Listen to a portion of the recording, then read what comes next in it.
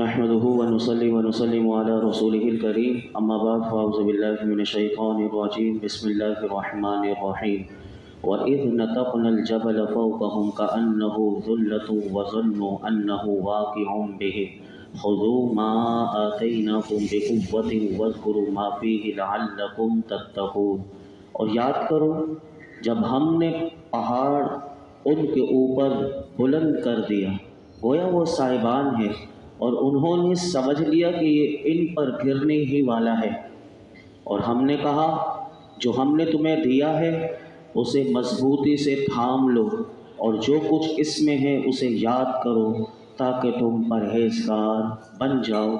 جب بنی اسرائیل نے تکلیف شاقہ یعنی بہت زیادہ تکلیف کی وجہ سے توریت کے احکام کو قبول کرنے سے انکار کر دیا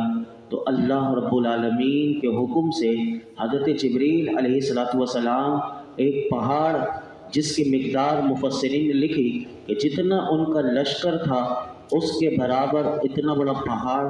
جس کو 3 میل لمبا اور 3 میل چوڑا، وہ پہاڑ جبریل امین اٹھا کر اس بنی اسرائیل کی قوم کے سروں پر آ گئے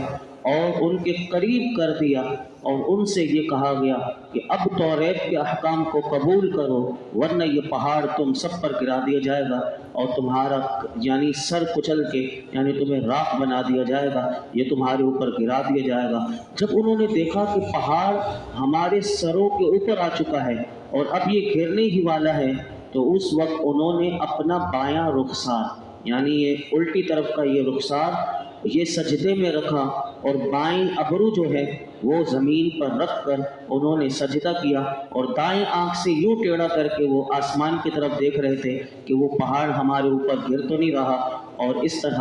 آج تک اگر آپ یہودیوں کے سجدے کو دیکھیں گے تو ایسے ہی سجدہ کرتے ہیں کہ وہ بائیں رخسار پر اپنی ابرو کو رکھ کر وہ سجدہ کرتے ہیں، اور ہمارے لیے سجدہ ہم کرتے ہیں تو پیشانی اور یہ ناک کی ہڈی یہ نوک اور 7 ہڈیوں پر سجدہ ہوتا ہے، لیکن یہودی آج تک ویسے ہی سجدہ کرتے ہیں کہ جب ان کے اوپر پہاڑ صاحبان بنا دیا گیا تھا اور یہ ان کے لیے تھا،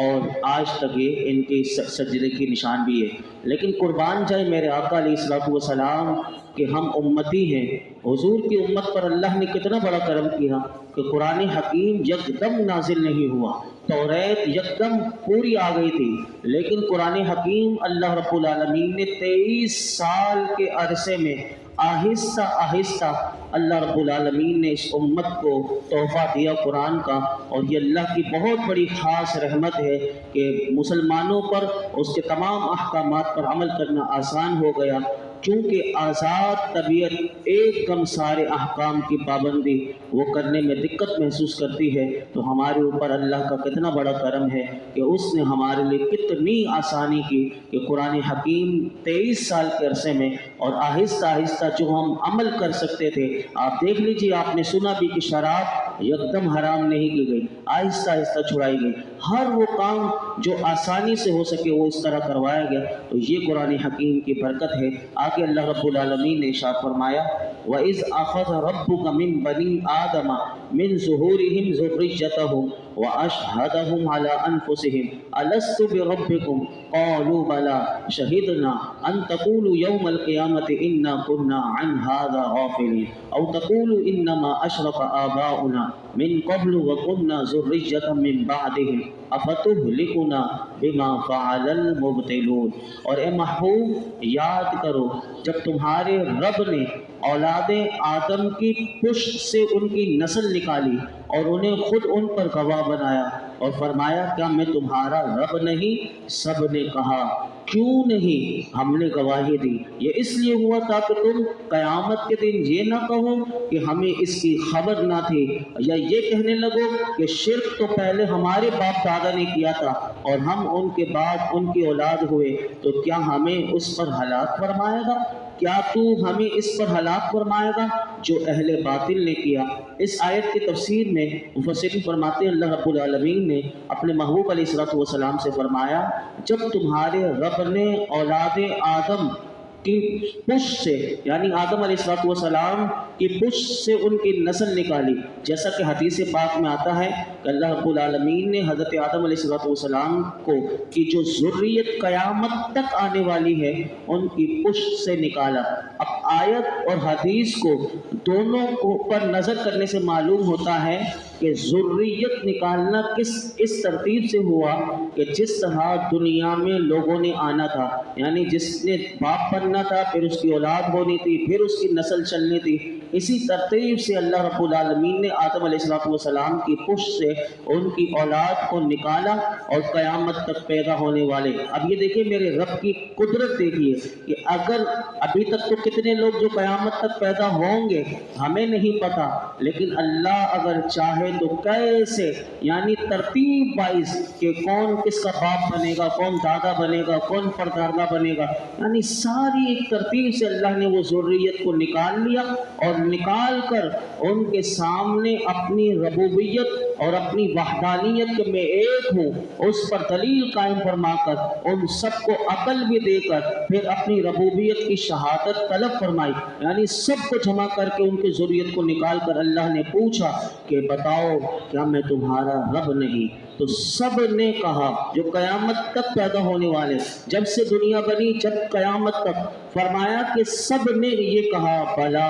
اے اللہ کیوں نہیں، تو ہی ہمارا رب ہے اور تو ہی وحدہ لا شریک ہے، ہم نے اپنے اوپر گواہی دی اور تیری ربوبیت اور وحدانیت کا اقرار کیا۔ اب اسی آیت میں اور اس کے بعد والی آیت کا خلاصہ مفسرین نے یہ لکھا کہ اللہ رب العالمین نے فرمایا کہ ربوبیت کا اقرار کرنے والوں، اے میری ربوبیت کا اقرار کرنے والوں یہ گواہ بنانا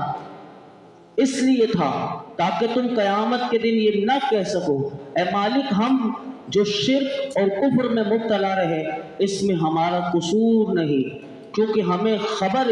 تھی نہیں کہ تو ہی ہمارا رب ہے۔ تو یہ اس لیے گواہی لی گئی تم سے پہلے سے، تم دنیا میں آنے سے پہلے تم سے گواہی لی گئی، اور تیرے سوا کوئی رب نہیں، یہ سب ہم نے وہ لے لی ان سے شہادت تاکہ وہ قیامت کے دن یہ نہ کہہ سکے اپنے رب کی بارگاہ میں اے رب کریم تو بے خبر کو نہیں پکڑتا، لہٰذا ہمیں چھوڑ دے اور ہمیں عذاب نہ دے۔ کل قیامت کے دن کوئی یہ نہ کہہ سکے اور یہ بھی نہ کہہ سکے کہ ہم کفر و شرک میں اس لیے بے قصور ہیں کہ ہمارے باپ دادا مشرک تھے، ہمیں ان کی وجہ سے یعنی شرک میں پکڑے گا کہ ہم نے شرک کیا تو وہ اپنے باپ دادا کی طرف وہ کریں گے۔ تو فرمایا قصور ان کا ہے نہ کہ ہمارا، یہ تم کل قیامت کے دن نہ کہہ سکو، اور یہ باتیں کہنے کا حق اس لیے نہ ہوگا کہ کیونکہ میں نے تم سے عہد میثاق لے لیا اور یہ بات ان کے دلوں کی تہ میں رکھ دی گئی۔ یعنی یہ بھی دیکھیے اللہ نے کیا انتظام کیا کہ وہ میثاق کا عہد وعدہ لے لیا کہ تم گواہی بھی دے دی کہ اللہ ایک ہی ہے، اور وہ ربوبیت کا اقرار کرنے کے بعد فرمایا کہ ہم سب نے یعنی ہم نے یہ بات تمہارے دلوں کی تہ میں ڈال دی، اور اس عہد کی یاد دانی کے لیے کہ اگر تم بھول بھی جاؤ تو میں نے رسول بھیجتا رہا، یعنی اللہ نے کم و بیش 1,24,000 انبیاء کو بھیجا اسی میثاق کو یاد کروانے کے لیے، کتابیں اتاری، صحیفے اتاری اور سب حق بیان کر دیا تاکہ قیامت کے دن کسی کے پاس کوئی عذر نہ رہے کہ ہمیں تو کوئی نصیحت کرنے والا، ہمیں تو حق کا پیغام پہنچانے والا کوئی نہیں آیا۔ تو علماء فرماتے ہیں یہ جو آیت نمبر 172 اور 173 ہے اس سے 3 مسئلے ہمیں نکلے، 3 مسئلے یاد رکھنے چاہیے۔ نمبر 1، عمومی طور پر شرعی احکام میں بے خبری معتبر نہیں، کوئی یہ عذر پیش کر کے کہ مجھے معلوم نہیں تھا کہ اللہ کے عذاب سے چھوٹ نہیں سکتا، تو اسی لیے علماء کہتے ہیں اس آیت سے یہ مسئلہ نکلا کہ ہر شخص پر فرض ہے کہ ضرورت کے مطابق دینی مسائل کو وہ سیکھے۔ نماز نہیں پڑھنا آتی سیکھے، روزے کے مسائل نہیں آتے سیکھے، حج فرض ہو گیا نہیں آتا سیکھے، شادی کر رہا ہے نکاح کے مسائل سیکھے، طلاق کے مسائل سیکھے۔ بعض لوگ کہہ دیتے ہیں ہمیں نہیں پتا تھا کہ ایسے طلاق ہو جاتی ہے، جب وہ سنتے ہیں اچانک ان کو چوٹ لگ جاتی ہے کہ یہ تو مسئلہ ہمارے ساتھ ہو چکا ہے، تو وہ ابھی ہمیں تو نہیں پتا تھا۔ تو یہ پتہ ہونا یہ کوئی وہ بے خبری معتبر دین میں نہیں ہے، سیکھنا پڑے گا۔ اللہ نے بھیجا ہے، عقل بھی دی ہے، سب کچھ دیا ہے، اور پورا ایک سسٹم اللہ رب العالمین نے اپنے نبیوں کے ذریعے اور اس نبیوں کے جو وارث ہیں علماء کے وہ ذریعے ہمیں وہ سارا سب کچھ وہ پہنچ چکا ہے۔ دوسری بات جو اس مسئلہ اس سے پتہ چلا، یاد رکھیے کہ عقائد میں باپ دادا کی تقلید درست نہیں۔ اللہ رب العالمین نے عقل دی ہے، اگر باپ دادا عقیدے میں گمراہ ہیں تو باپ دادا کی تقلید نہیں کی جائے گی۔ اللہ نے عقل دی ہے، تحقیق کرو اور صحیح عقیدے درست اختیار کرو۔ بعض لوگ کہتے ہیں ہم گھرانے میں اسی گمراہ گھرانے میں پیدا ہوئے اور ہم نے اپنے باپ دادا کو یہ کرتے ہوئے دیکھا، تو یہ کوئی دلیل نہیں۔ تیسری بات جو اس سے پتہ چلی کہ گناہ کی بنیاد ڈالنا اگرچہ سخت جرم ہے، مگر بعد میں دوسرے لوگ یہ گناہ کرنے والے بھی مجرم ہوں گے، وہ یہ عذر نہیں کر سکتے کہ ہم نے گناہ کو ایجاد نہیں کیا، لیکن گناہ کو کرنے والے تو ہو۔ گناہ کو تم نے نہیں لائے مارکیٹ میں، لیکن گناہ کو تم تو کرنے والے ہو۔ تمہیں پتہ ہے کہ یہ گناہ ہے، پھر بھی گناہ کر رہے ہو اور یہ سمجھتے ہو کہ یہ تو کسی اور نے نکالا تھا، ہم تو صرف یہی کام کر رہے ہیں، تو یہ بھی وہ بھی قصوروار ہوگا، چاہے گناہ ایجاد کیا ہو یا گناہ کرنے والا ہو۔ تو یہ تین مسئلے بھی اس آیت سے پتہ چلے۔ آگے اللہ رب العالمین نے ارشاد فرمایا وَكَذَلِكَ نُفَصِّلُ الْآيَاتِ وَلَعَلَّهُمْ يَرْجِعُونَ، اور ہم اسی طرح تفصیل سے آیات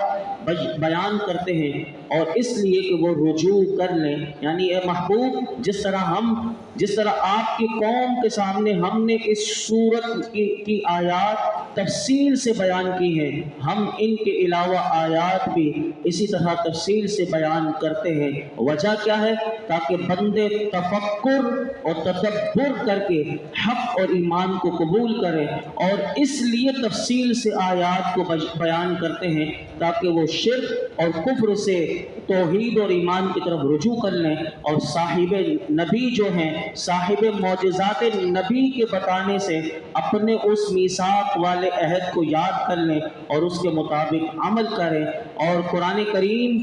تمام لوگوں کی ہدایت کے لیے آیا، اور قرآن حکیم میں بعض لوگ ڈر سے، بعض لوگ لالچ سے، بعض لوگ دلائل سے مانتے ہیں۔ اللہ رب العالمین نے ساری قسم کی آیات رکھ دی کہ کوئی ڈر سے مان جائے، کوئی دلائل سے مان جائے، کوئی لالچ سے مان جائے، جنت کے لالچ سے اور وہ انعامات کے لالچ سے، اور اس طرح اللہ کی طرف رجوع کر لے۔ جیسے جو مان سکتا ہے، یہ قرآن کی آیت پیغام دے رہی ہے کہ وہ مان لے اور اپنے رب کی بارگاہ میں جھک جائے اور اس کو ایک مان کر اور اس کی بتائے ہوئے راستے پر وہ اپنے راستے پر چل پڑے، تاکہ اس کی زندگی بھی کامیاب ہو جائے اور اس کی آخرت بھی کامیاب ہو جائے۔ آگے ارشاد فرمایا وَاتْلُ عَلَيْهِمْ نَبَأَ الَّذِي آتَيْنَاهُ آيَاتِنَا فَانْسَلَخَ مِنْهَا فَأَتْبَعَهُ الشَّيْطَانُ فَكَانَ مِنَ الْغَاوِينَ، اور اے محبوب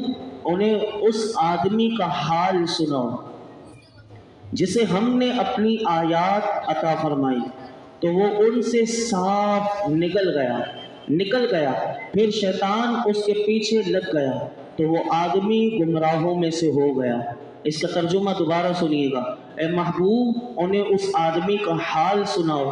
جسے ہم نے اپنی آیات عطا فرمائی تو وہ ان سے صاف نکل گیا، پھر شیطان اس کے پیچھے لگ گیا تو وہ آدمی گمراہوں میں سے ہو گیا۔ حضرت عبداللہ بن عباس رضی اللہ عنہما، حضرت عبداللہ بن مسعود اور امام مجاہد یہ تینوں فرماتے ہیں کہ یہ آیت بلم بن باورہ کے بارے میں نازل ہوئی۔ بلم بن باورہ کا واقعہ کیا ہے تو سن لیجئے۔ بلم بن باورہ کا واقعہ یہ ہے کہ حضرت عبداللہ بن عباس فرماتے ہیں کہ جب حضرت موسیٰ علیہ السلام قوم جبارین سے جنگ کا ارادہ فرمایا اور سرزمین شام میں آپ نے نزول فرمایا تو بلم بن باورہ کی قوم اس کے پاس آئی اور اس سے کہنے لگی کہ حضرت موسیٰ علیہ السلام بہت تیز مزاج ہیں اور ان کے ساتھ بہت بڑا لشکر ہے، وہ یہاں اس لیے آئے ہیں کہ ہم سے جنگ کریں اور ہمیں ہمارے شہروں سے نکال کر بجائے بنی اسرائیل کو اس سرزمین میں آباد کریں، تیرے پاس اسم اعظم ہے۔ بلم بن باورہ کو اللہ نے اسم اعظم عطا کیا تھا، اور اسم اعظم کیا ہے؟ یہ اللہ کا ایک نام ہے مبارک، یہ جسے مل جائے تو پھر وہ جو دعا کرے وہ اس کی دعا قبول ہوتی ہے۔ اور وہ قوم یہ جانتی تھی کہ بلم بن باورہ نیک ہے۔ ایک روایت میں آتا ہے کہ 12,000 طلبہ اس کی مجلس میں قلم دوات لے کر بیٹھتے تھے، اس سے علم سیکھا کرتے تھے، یعنی کتنا اسے اللہ نے علم دیا تھا۔ لیکن اس کی بدبختی کیسی آئی سنیے کہ اس کی قوم اس کے پاس آئی اور کہنے لگی کہ تمہاری ہر دعا قبول ہوتی ہے، تم نکلو اور اللہ سے دعا کرو کہ وہ یہاں سے ان کو بھگا دے، یعنی موسیٰ علیہ السلام اور ان کے لشکر کو بھگا دے۔ قوم کی بات سن کر بلم بن باورہ نے کہا کہ افسوس ہے تم پر کہ تم حضرت موسیٰ علیہ السلام جو اللہ کے نبی ہیں، ان کے ساتھ فرشتے ہیں اور ایماندار لوگ ہیں، میں ان کے خلاف کیسے دعا کر سکتا ہوں؟ مجھے اللہ کی طرف سے جو علم ملا ہے اس کا تقاضا یہ ہے کہ اگر میں نے ایسا کیا، یعنی قوم کو اس نے بتایا کہ میں نے ایسا کر لیا، یعنی ان کے خلاف بد دعا کی، اللہ کے نبی کے خلاف بد دعا کی، تو میری دنیا بھی برباد ہوگی، میری آخرت بھی برباد ہوگی۔ قوم نہ ماری، قوم اس کے سامنے رونا شروع کر دیا، گریہ زاری شروع کر دی، مسلسل کہنے لگی، یہ دیکھیے یہ وہ ضد کرنے لگی کہ بد دعا کرو۔ اب بلم بن باورہ نے کہا اچھا، کیونکہ اس کا ایک کام تھا کہ یہ دعا کرنے سے پہلے استخارہ کیا کرتا تھا۔ اب اس نے اپنی قوم کو کہا کہ میں اپنے رب کی مرضی معلوم کر لوں۔ تو بلم بن باورہ نے یہی طریقہ استعمال کیا کہ پہلے اللہ کی مرضی معلوم کرنے کے لیے اس نے استخارہ کیا اور خواب میں اسے جواب مل گیا۔ اس نے جب اللہ کی مرضی معلوم کی تو اسے اشارہ مل گیا کہ ایسے حرکت نہ کرنا، یعنی یہ دعا نہ کرنا، بد دعا۔ چنانچہ اس نے اپنی قوم کو کہا کہ مجھے منع کر دیا گیا ہے اور مجھے اجازت نہیں کہ میں ان کے لیے بد دعا کے لیے ہاتھ اٹھاؤں۔ اب قوم نے کیا کیا؟ قوم آ گئی ہدیے لے کر، نذرانے لے کر آ گئی اور مال و دولت لے کر بلم بن باورہ کے سامنے پیش کر دیا۔ حالانکہ یہ وہ شخص تھا کہ اگر یہ دعا کرے تو اسے سب کچھ مل جاتا۔ اب یہ قوم کیسے بگاڑتی ہے، یہی آج معاملہ ہوتا ہے۔ رشوت لوگ کیسے دیتے ہیں کہ اپنا کام نکلوانے کے لیے کسی بھی حد تک جانا پڑے تو لوگ اس حد تک جاتے ہیں۔ اس قوم نے اس کو ہدیے دیے، نذرانے دیے، اب اس نے اس کو قبول کیا۔ اس کے بعد دوبارہ اس کی قوم نے دوبارہ درخواست کی کہ تو دعا کر۔ اب اس نے کہا کہ میں اللہ کی بارگاہ میں دوبارہ استخارہ کرتا ہوں۔ اب دوبارہ اس نے استخارہ کیا، اب اس کو جواب نہ ملا، کیونکہ ایک دفعہ مل چکا تھا۔ اب اسے جواب نہ ملا تو وہ کہنے لگا کہ مجھے اب کوئی جواب نہ ملا، تو قوم کہنے لگی کہ اللہ تعالیٰ کو منظور نہ ہوتا تو وہ پہلے کی طرح دوبارہ تمہیں صاف منع کر دیتا۔ قوم اسے سمجھا رہی ہے۔ اب اس نے پھر قوم اور زیادہ اس سے اصرار کرنے لگی۔ چنانچہ بلم بن باورہ قوم کی باتوں میں آ گیا اور اپنی گدھی پر سوار ہو کر یہ نکلا دعا کرنے کے لیے ایک پہاڑ پر، جہاں بیٹھ کر یہ دعا کرتا تھا، اور وہاں روانہ ہوا۔ اب یہ دیکھیے اللہ کی قدرت اسے پھر روک رہی ہے۔ رب کیسے بندوں کی ہدایت کے انتظام کرتا ہے، یعنی یہ دیکھیے، یہ اللہ کی مہربانی دیکھیے، یہ اللہ کی کرم نوازی دیکھیے۔ مفسرین کہتے ہیں کہ اس گدھی کو اللہ نے وہ عقل دے دی کہ وہ گدھی جس طرف وہ پہاڑ کی طرف جاتا تھا، گدھی رخ دوبارہ موڑ دیتی تھی، یعنی اس کو مارتا تھا اور وہ اس کو لے کر چلتا تھا، لیکن گدھی باقاعدہ اسے گرا دیتی تھی کہ تو اس طرف نہ جا۔ اور یہاں تک کہ مفسرین نے لکھا کہ اب اس گدھی کو اللہ نے زبان دے دی اور اس گدھی نے اس سے کلام کیا اور کہنے لگی کہ افسوس اے بلم بن باورہ، کہاں جا رہے ہو؟ کیا تم نہیں دیکھ رہے کہ مجھے فرشتے آگے سے روک رہے ہیں؟ وہ کہنے لگی کہ مجھے آگے فرشتے نظر آ رہے ہیں اور وہ مجھے منع کر رہے ہیں کہ تو آگے نہ جاؤ، اور تم شرم کرو، کیا تم اللہ کے نبی اور فرشتوں کے خلاف دعا کرنے جا رہے ہو؟ بلم بن باورہ نے اس گدھی جانور سے بھی عقل نہ لی، باز نہ آیا۔ آخر کار وہ بد دعا کرنے کے لیے پہاڑ پر چڑھا۔ بلم بن باورہ اب جو بد دعا کرتا، اب دیکھیے اللہ کی قدرت کہ اس کی زبان وہ اس کی قوم کی طرف پھیر دیتا. جو موسیٰ علیہ السلام کے لیے ان کی قوم کے لیے بد دعا کرتا وہی بد دعا اس کی قوم کے لیے ہو جاتی, اور جو دعائے خیر اپنی قوم کے لیے کرتا وہ موسیٰ علیہ السلام اور ان کے لشکر کے لیے ہوتی. قوم نے یہ دیکھا کہ کیا ماجرا ہو رہا ہے کہ ہمارے لیے بد دعا کر رہا ہے, موسیٰ علیہ السلام کے لیے خیر کی دعا کر رہا ہے. تو اس وقت اس کی قوم نے کہا یہ تو کیا کر رہا ہے, بنی اسرائیل کے لیے دعا ہمارے لیے بد دعا کر رہا ہے. بلم بن باورا نے کہا یہ میرے اختیار کی بات نہیں, میری زبان میرے قبضے میں نہیں, اللہ کی قدرت مجھ پر غالب آ گئی ہے. اتنا کہا اس نے قوم کو, اور قرآن کہتا ہے کہ اس کی زبان نکل کر سینے تک آ گئی. اللہ اکبر, الامان والحفیظ, کہ یہ زبان لٹک گئی کتے کی طرح, یعنی اتنی بڑی, اور کتے کی طرح تشبیہ کل میں آپ کے سامنے آیا, بس اس کو مکمل کر دوں اس جملے کو اور اس کی تفسیر کو. تو اس کی زبان اتنی نکل گئی کہ اس کے سینے تک آ گئی. اور اب اس نے اپنی قوم سے کہا کہ تم نے میری دنیا اور آخرت دونوں کو برباد کر دیا. اب میری تو آخرت و دنیا برباد ہو گئی, لیکن اب بھی میں تمہیں ایک تدبیر بتاتا ہوں کہ موسیٰ علیہ السلام کی قوم اور ان کے لشکر سے تم کیسے بچ سکتے ہو. اس نے کہا کہ تم حسین و جمیل عورتوں کو بنا سوار کر ان کے لشکر میں لاؤ. اگر بنی اسرائیل میں سے کسی ایک نے بھی ایک عورت سے بھی بدکاری کر لی تمہارا کام بن جائے گا. جو قوم زنا کرتی ہے اللہ اس پر سخت ناراض ہوتا ہے, اسے کبھی کامیاب نہیں ہونے دیتا. چنانچہ بلم بن باورا کا جو مشورہ تھا, قوم نے اپنی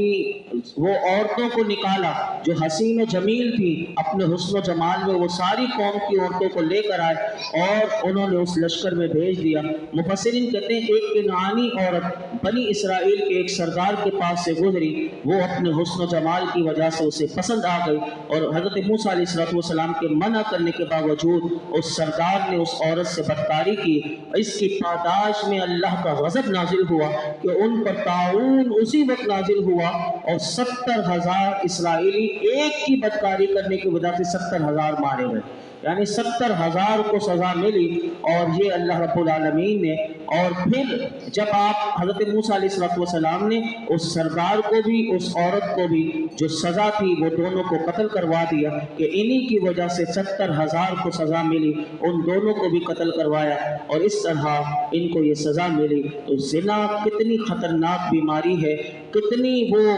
انسان کو بربادی کی طرف لے جاتی ہے اور اللہ کے غضب کو دعوت دیتی ہے. اللہ ہمیں ایسی ہر قسم کی نافرمانیوں سے محفوظ فرمائے, اور اللہ رب العالمین ہمیں قرآن حکیم پر عمل کی توفیق عطا فرمائے. الحمدللہ رب العالمین والصلاة والسلام علی سید الانبیاء والمرسلین وعلی آلہ واصحابہ اجمعین. یا اللہ پاک جو کچھ سنایا اس میں کوئی غلطی کوتاہی ہو معاف فرما, اپنی بارگاہ ہمیں شرف قبولیت عطا فرما. یا اللہ ہمیں قرآن پاک کو صحیح سمجھنے, سمجھانے, عمل کرنے کی توفیق عطا فرما, ہمیں غور و فکر کی توفیق عطا فرما. یا اللہ تفکر قرآن کی دولت دے دے, یا اللہ تدبر قرآن کی نعمت دے دے. اے رب کریم ہم تجھ سے تیرے فضل کو, تیری رحمت کو, تیرے کرم کو مانگتے ہیں. یا اللہ ہم سب پر, ہمارے گھر والوں پر, میرے آقا کی امت پر اپنا خاص فضل و کرم نازل فرما. ہمیں ہر قسم کی بدکاریوں سے, بے حیائیوں سے, گندے کاموں سے, مولا کریم جن کاموں سے تو ناراض ہو جاتا ہے, یا اللہ ہماری آنکھوں کی, ہماری شرمگاہ کی ہمیں حفاظت کرنے کی توفیق عطا فرما. ہر بدکاری سے اللہ تو ہماری حفاظت فرما. مولا کریم ہر قسم کی بے حیائی سے محفوظ فرما, حیا کی دولت عطا فرما. ہم سب کو با حیا, با اخلاق, با کردار بنا دے. اے رب کریم قرآن حکیم میں غور و فکر کی توفیق عطا فرما, اس کی تلاوت کی شب و روز توفیق عطا فرما, اس کی برکتیں, رحمتیں, عزتیں, نعمتیں ہمیں عطا فرما. یا اللہ اس درس قرآن میں جتنے حاضرین موجود ہیں جو ان میں پریشان ہیں, بیمار ہیں, قرضدار ہیں,